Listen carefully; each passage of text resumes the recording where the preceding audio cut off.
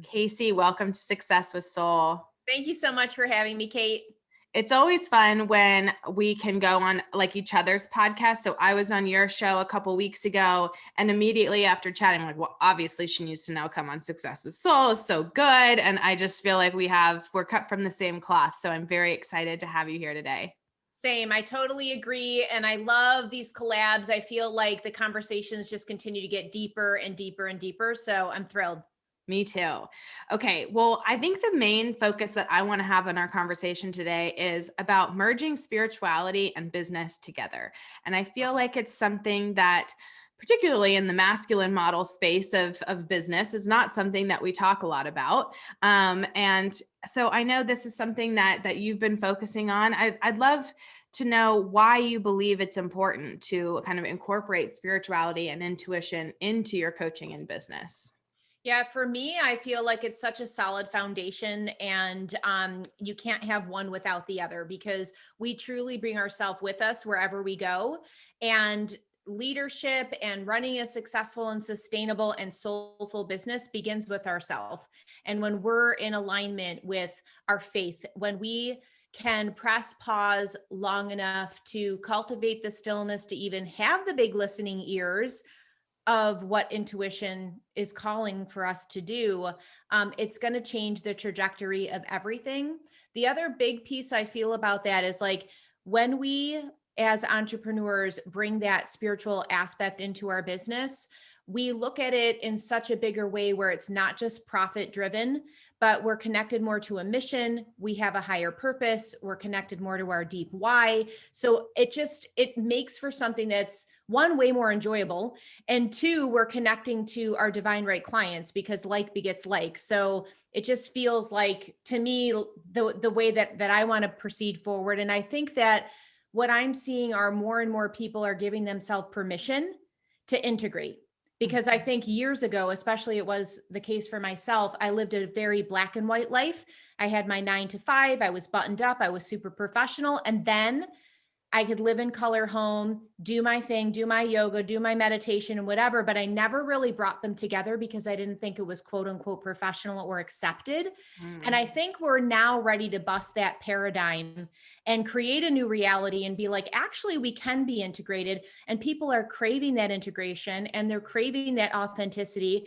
And those that aren't doing it are going like, why haven't I've been doing this before? Yeah. And we're getting inspired by watching other people do it and doing it with grace. Totally. There's this great book that's not about this topic at all, and I feel like I'm quoting it all the time, but Dr. Angela Lauria wrote it. It's called Make 'em Beg to Work for You.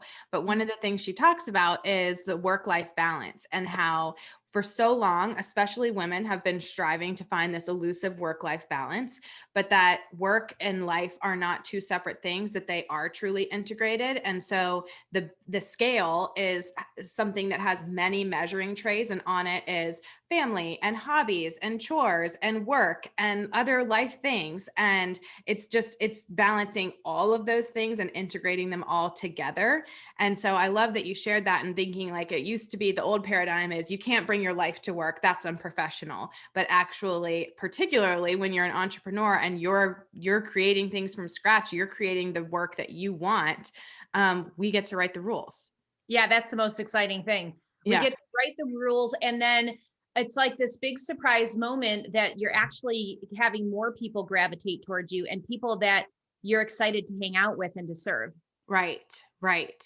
So I guess let's kind of go back to basics here. What does spirituality mean to you? I know that, I grew up in a kind of conservative household, and just generally my upbringing, aside from my family even, was like, you were either religious or atheist. And that it just kind of seemed like there was this, if you said like, I'm not religious, but I'm spiritual, it was sort of like, oh, some hippie. That was kind of like the, so I don't know if that was completely relate. I came from a very strict Catholic Italian family. Mm-hmm. So very similar to what you're just describing. It was like, what do you mean you're not going to church? I'd get my car keys taken away if I didn't go to church, when I was 16. So, yeah, it was the same kind of deal where if you claimed you were spiritual or interested in anything metaphysical or separate from the path you were born into, the religion you were born into, I should say, I was very much looked at that I had joined a cult, Yes. because at 18 I had found my spiritual path, which included meditation and a lot of inward contemplation.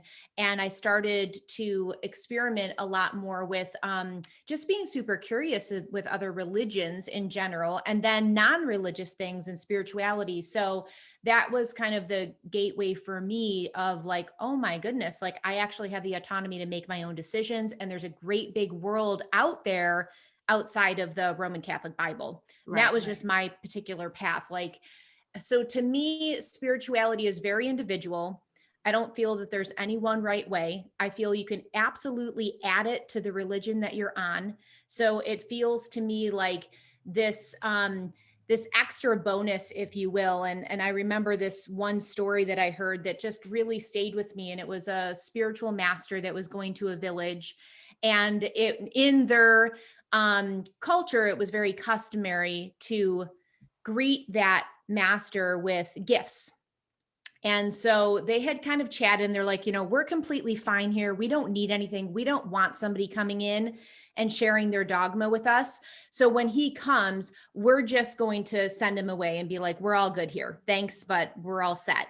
Mhm. So they decided as a symbol, they were going to hand him a full glass of milk, and that he, being, spiritual and intuitive, would understand that that means they're full. They're full.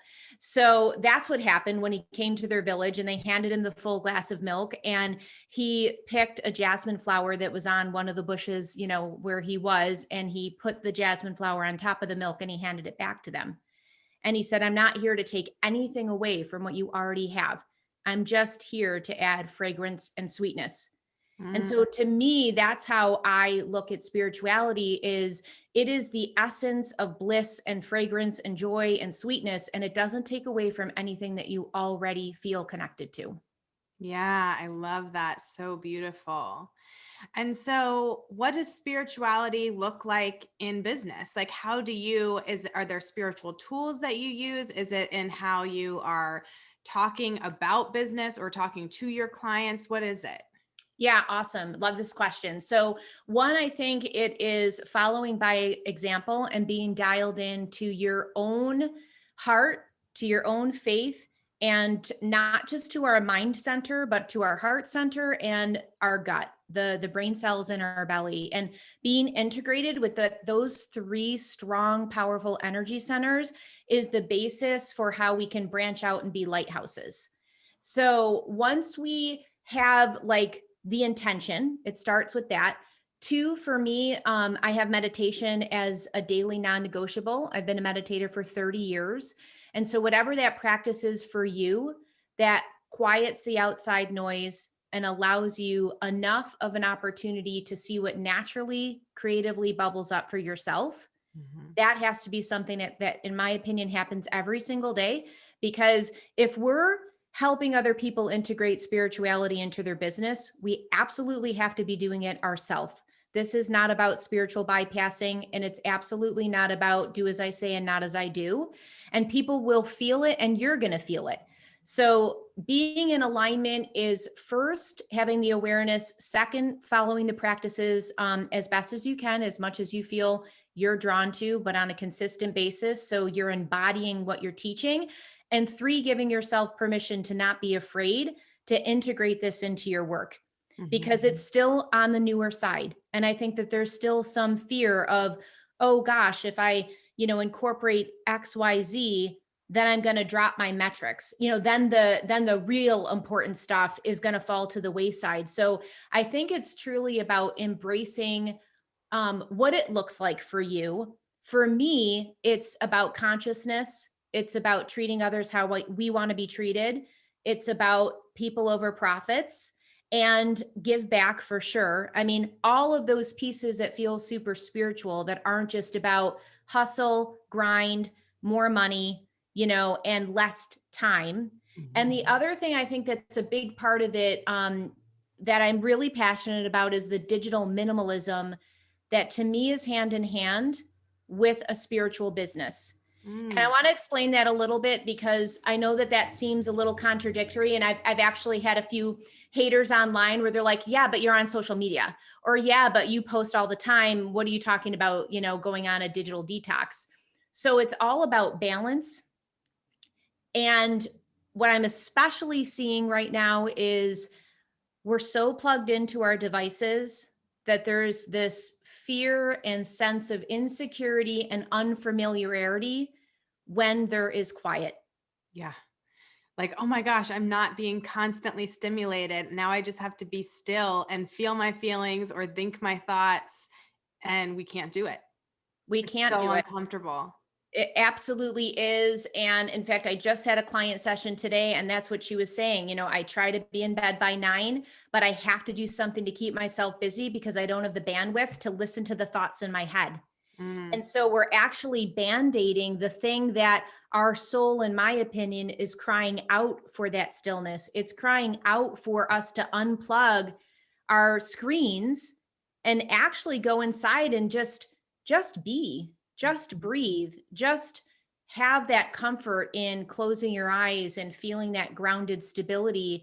So I feel like the digital minimalism, when we're looking at it overlaid with a spiritual business, is putting in those boundaries of where are we and how often, putting in those time parameters of slowing our scroll on social media and how long we're even allowing ourselves to be in social media, because as we know, that is just a huge rabbit hole for comparison and self-doubt and all the things we don't want, right? Like all the things that can like make us spin and make us go into fear of missing out and all of that. So very important to me. Like when I think of spirituality and the identity of it, I really think of it like a lighthouse where we have this grounded tranquility, where we're so stable in our own self, but we have this radiant light force around us that touches many people and really becomes like a beacon of hope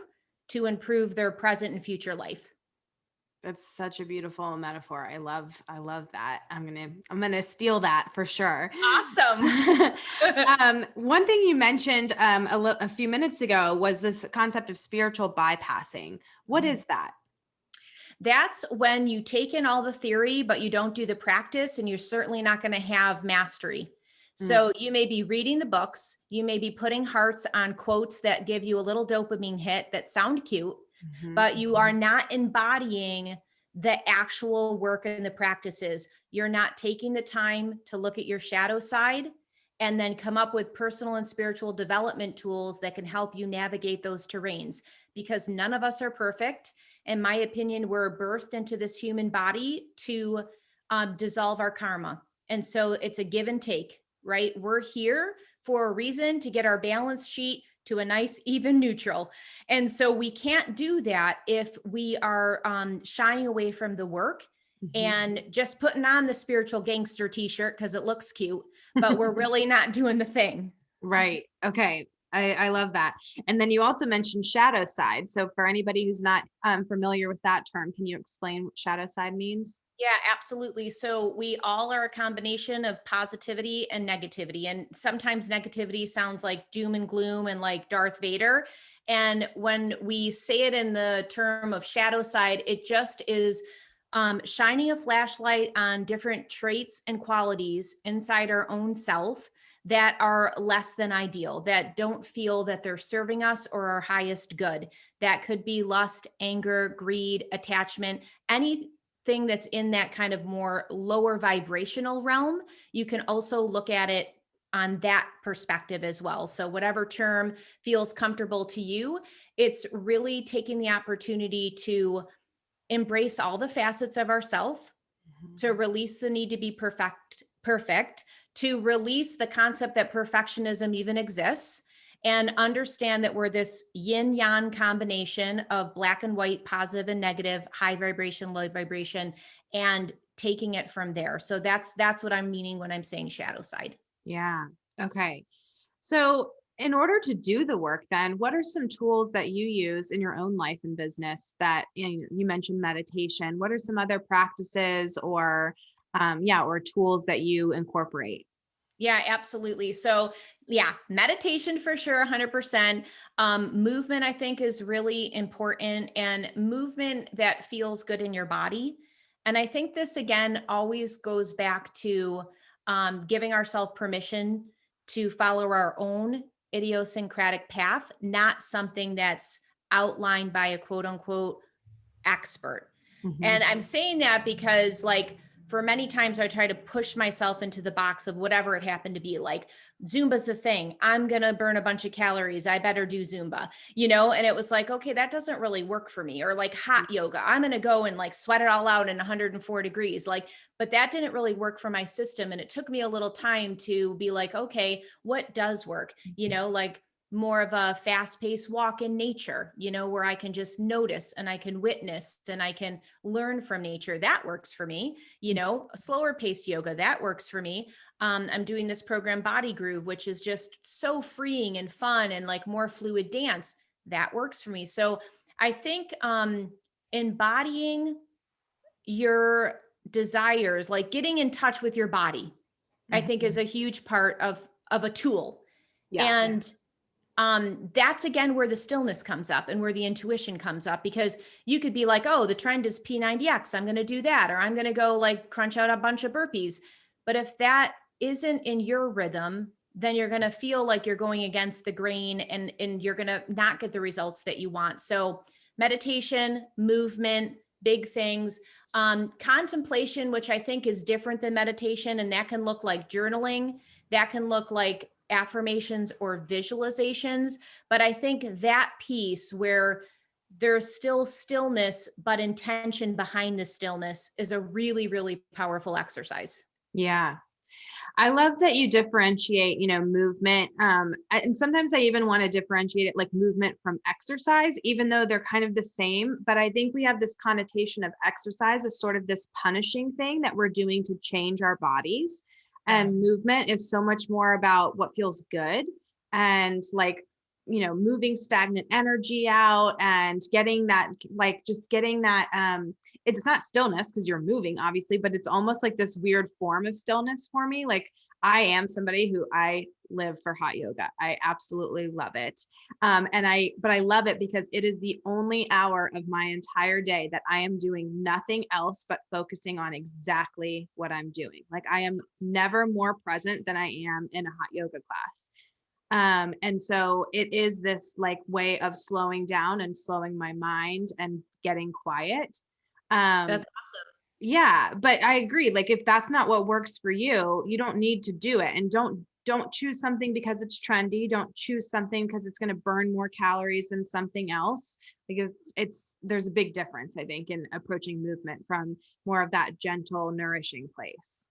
100%. And then connecting your breath with it, I think, is a big part of that embodiment and that connection piece. And I love that you talked about the stagnation, because we hold so much in our cells and in our muscles. And to have something that we do that flushes things out, that releases any blockages, I think that's huge. Speaking of blockages, I mean, I'm a fan of emotional freedom technique, which is the tapping. And I Mhm. think when we're looking at like trapped emotions and stagnation, that's another awesome tool that your listeners can DIY. Like, you don't have to, you can, like, I have an EFT coach, but you don't need one. Like, you could literally DIY it on, some high quality YouTube videos, but Yeah. that's something that they can put into place. Absolutely. Yes, I love tapping. And during the pandemic, there was or there still is, but I was introduced to an app that, now I can't remember. I feel like it was maybe called the Tap Solution or something like that. But they had some free, just kind of tapping meditations that you could do. And I mean, you're sitting there. I know you guys can't see me, but if you're watching the YouTube video of this, you could. And you're like tapping your forehead with a couple fingers, moving down your nose, your chin. And when you first start doing it, you're like, what the hell is this? Like, how is this possibly going to do something? And I cannot tell you how calming it was. Like, it is this huge release of like pent up energy and anxiety. And it's so simple. It is. It really is. And like anything else, the more you practice it, the more you results you feel, the deeper the layers you go into. And I think any of this kind of deep work, it's exciting and it's illuminating because you keep peeling back another layer and then you're like, oh, and you can test these things. Like you can see how it works for you and then kind of go from there. Yeah, for sure. Okay, so can you talk us through your soul print method? Yeah, absolutely. So basically, the soul print method is really a continuation of what we're chatting about with that combination of yin energy and yang energy. So it's really addressing the female aspects of our personality and our business, which include flow, fluidity, intuition, self trust, that kind of creative side, and then also the respect for the masculine properties. So we have a profitable and sustainable business, which are our metrics, our analytics. We're starting to look at data now. I'm a spreadsheet girl. So, we're really kind of getting into more of the linear nuts and bolts. And again, it's that holistic approach, bringing in both sides of it. So we're not just all going strategy, strategy, strategy, but it is that combination of the inner game, which is our mindset, practices and principles, and then the outer game where we're putting into action our implementation plans. So it's really a method where I take creative entrepreneurs. I work with a lot of holistic people, aromatherapists, nurses, healers, and we overlay this on their business, this kind of model or method, and go from there. It absolutely is, at the core of it is self-leadership. At the core of it is getting your shit together. It's getting your life dialed in, right? It's getting the building blocks, and it's putting the principles into practice so we take it out of our head. Yeah. And I know this because I spent a lot of my beginning years in my head. So it took a while to realize the disconnect and to realize like there's a life below your brain, right? Like waiting for you to harness it. So it really is, it's about that. It's really about kind of connecting the head and the heart and the gut. Yeah. Okay. And I love that you talk about kind of the yin and the yang. And I think, under patriarchy, especially, we're taught everything is so black or white and either or. And even that, the word patriarchy can be kind of triggering to people because they think it's like, oh, you're a man hater or something. And I think what you shared is like, we need both. And what we've witnessed for the last, since the beginning of time, is hyper masculinity and the feminine being worth less. But if we go the other direction and the pendulum swings, that's not the solution either. It's not to eliminate masculine energy or men. But if we go too far feminine, then like you said, sometimes then it's hard because we're lacking some of those, the metrics, the drive, the ambition, some of the things that are part of that masculine energy. And so it's like, you need both. Absolutely. And you really hit it, Kate, because especially in like heart-centered entrepreneurs or entrepreneurs that have that creative or the healing aspects, the masculine is often ignored Mhm. and it's resisted. They don't want to balance their checkbook. I'm using generalizations, but in my years of experience, this is what I've come up against.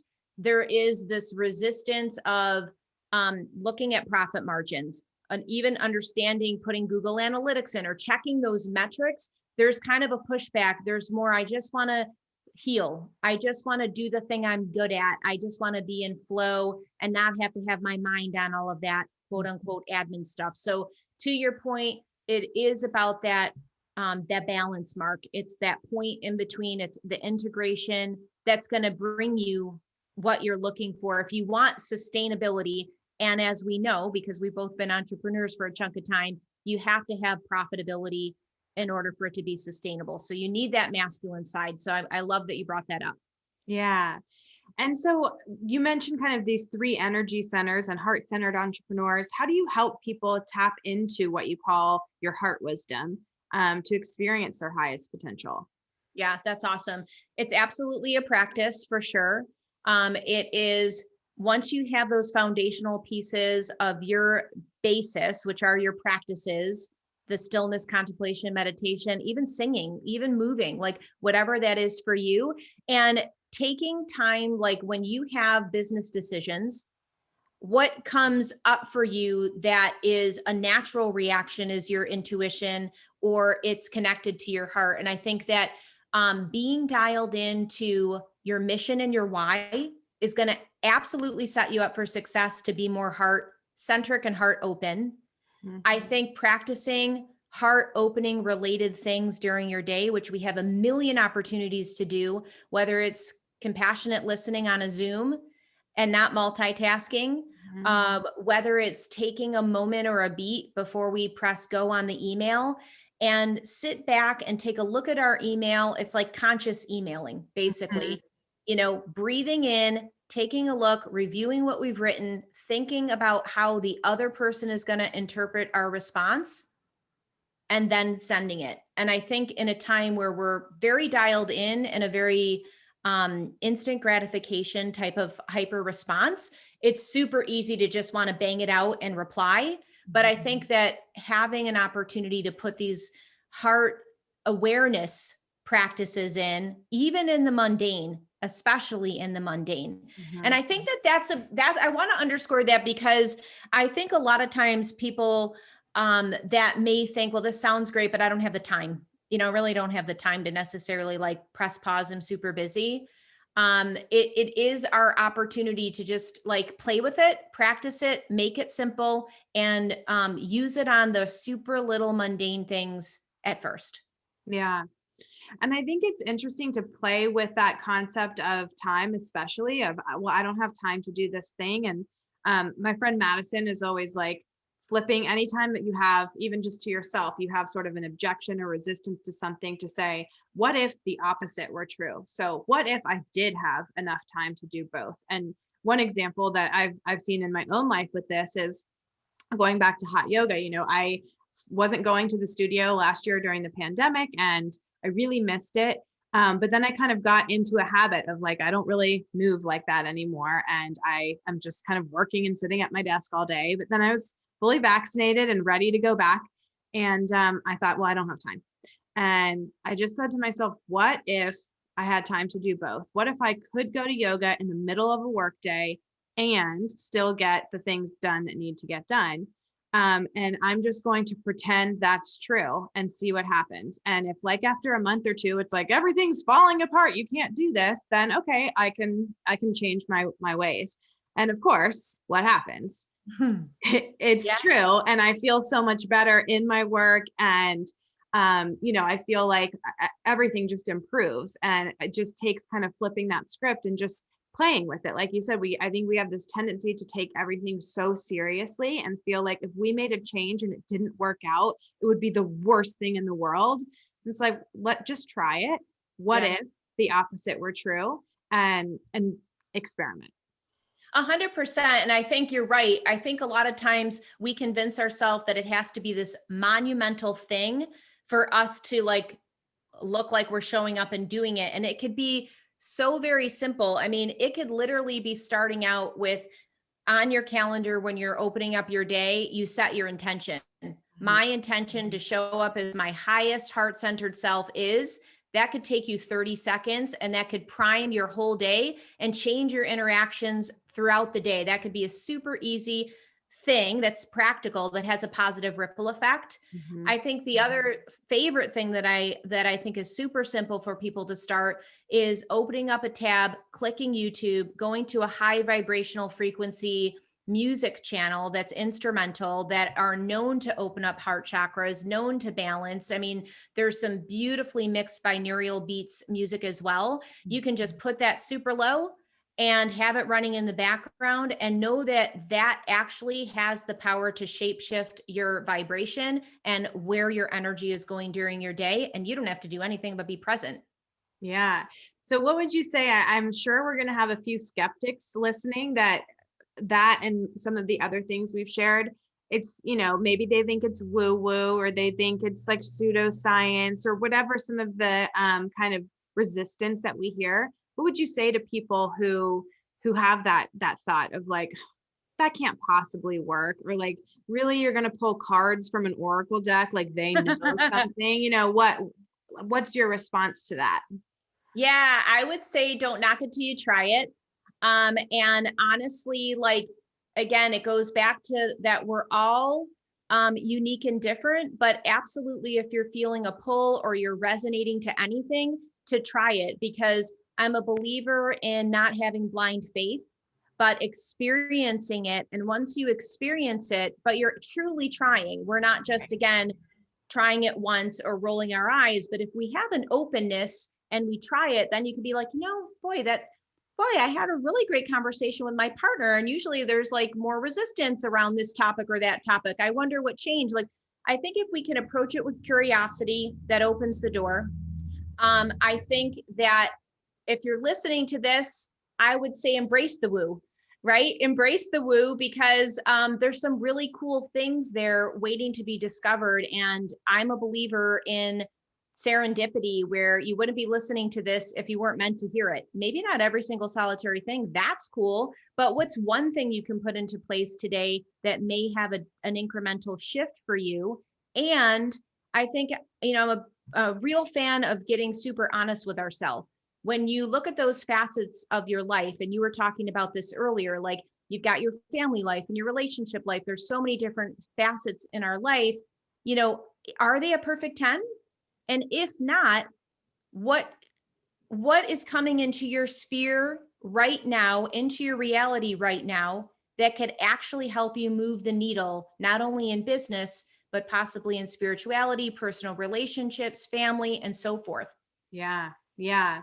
And I found too, you mentioned like if something is resonating even just a little bit, like approach it with curiosity. And I think obviously, maybe it's not obvious, but approaching things with more curiosity and less judgment is something that is difficult for a lot of people, myself included, to do. But it makes life so much more fun when you do approach it that way. But also that sometimes when I feel a lot of resistance to something, it's like, what's beneath that resistance? Why am I feeling that? And there's usually, I've now learned that the more resistance I feel, the more I actually need to look at that thing or try Yeah. that thing, and do that work. And it's like a sign, like this is where you need to focus now. The place that you're like, no, no, no, no, no, no, no. Yeah, and being that curious self, being the detective, and choosing a flashlight for our tool of choice versus a hammer, I think Mhm. it brings a lot more grace to the situation. I love that flashlight versus a hammer. Yeah. Do you have, as we're coming up on the end here, do you have, I hate asking like your number one secret, but do you have something that you feel like you wished every entrepreneur knew, something that comes up again and again and just feels like, gosh, if only people knew? Yeah, absolutely. Um, Two things, but they dovetail together. I think the first thing is that you have everything within you that you need for everything that you need in your life. And I think when we can embrace the concept that all of the macrocosm, the whole of the universe, the whole of the world, the whole of creation is within our microcosm. We house it in our soul, which means all of the answers lie within. Yeah. So that's huge. The second piece that I wish I knew 30 years ago when I started my entrepreneurial journey, and I would say is probably the number one thing to start cultivating now, unless you're rocking this, is confidence. Because once you can lean into your own confidence, trust yourself, build that muscle of listening to that inner voice, listening to the heart wisdom, listening to the belly wisdom, everything opens up in a much more fluid way. It's way more enjoyable, and it's not like we're going against the grain, because when we do it the other way, we're our own worst enemy, and 9 times out of 10 the common denominator when we're stuck is our own self. And Hmm. so in order to flip the script on that, learning to listen to ourselves and our intuition can change the trajectory of our life and business. Yes. And I love that you described confidence as a muscle, because I think that while there are a few of us who are just born fearless and totally confident no matter what, I think particularly as women, confidence is not something that just comes supernaturally to most of us. And so, but I think people hear that and they think, well, I'm not confident. I'll never be confident. So that's it. That's the end. And it is just something, like you said, it's a muscle that you have to continuously flex and practice in order to build it up. 100%. I was not born with it. It's taken a lot of painful years and coaching and personal work in order to even understand the concept that it could be something that we could practice and develop exactly like a muscle. And here's where that crucial piece comes in. You're not going to get there by reading books. You're not going to get there. You have to put the theory into practice. And the only way we overcome and stretch that muscle is if we go to the gym, metaphorically, and we do the work. And then we, through practice and action, have the ability to prove to ourselves that it can be strengthened and improved. Do you have, I just was thinking that it's sort of like exposure therapy too, that often I'm always like, action stops fear, and that the more we just kind of feel the fear and do it anyway, the more confident we become, because probably 10 times out of 10, but let's just say 9 times out of 10 to be safe, you do something, and whether it works out or not, you're better for it. And that builds confidence. But I kind of hate the advice of like, just power through. It Yeah. feels, so do you ever run up against kind of that conflict of like, how is it? It's different from just power through. It's not don't feel the fear and do it anyway. Feel it, address it head on, but then still do the thing. That's such an excellent distinction. So, so very important. And if you were to look at two sides of it, you've got that procrastination that's pulling you back because it's your safe zone and it feels really, really comfortable. So, our mind can trick us into feeling that if we stay over here in our comfort zone, then all will be well. But also, that is a recipe for stagnation and non growth.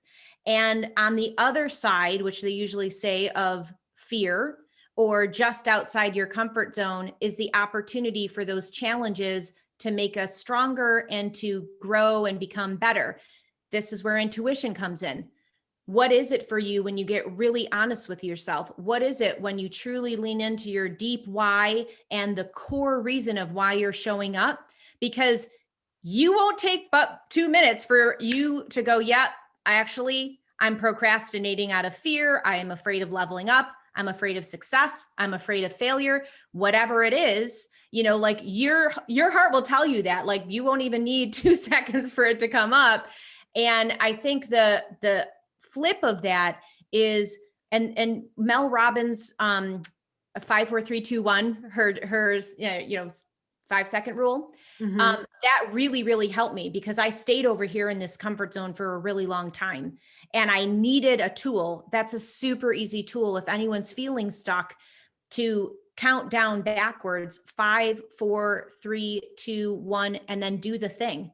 Whatever it is, it could be floss your teeth. It could be press go live on the Facebook button, whatever the thing is that you're like, nope, I'm going to step back and not do.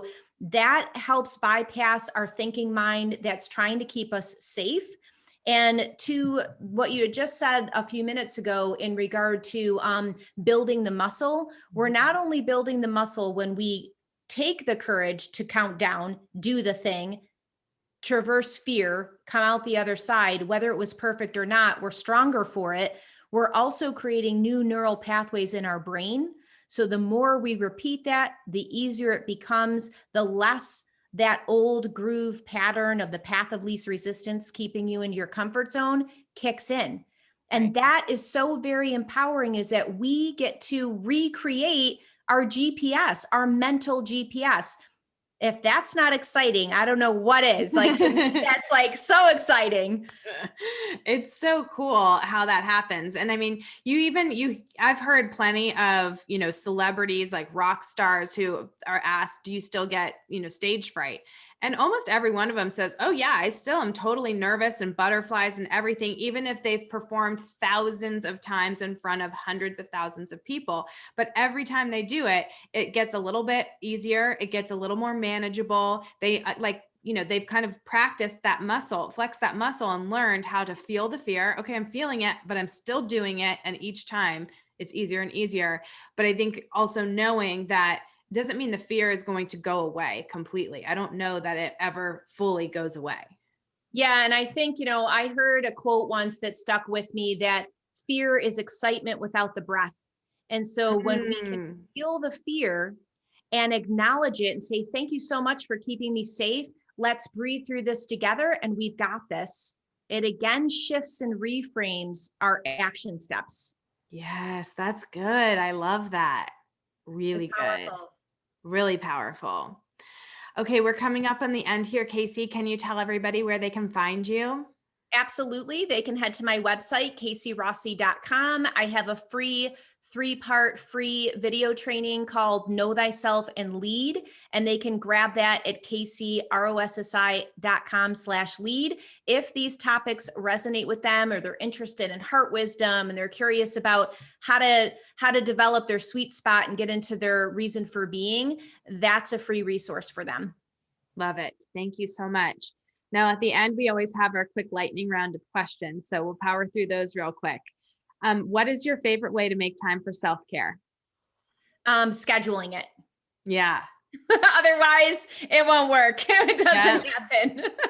I find, even I feel like hot yoga is my theme today, but getting back in, it's been like a month of going back to the studio, and I'm like, oh, because I have to book a class in advance, put it on my calendar, and I'm charged whether I go or not to that class. And so scheduling something like that, having that kind of built-in accountability with it, it makes me do it.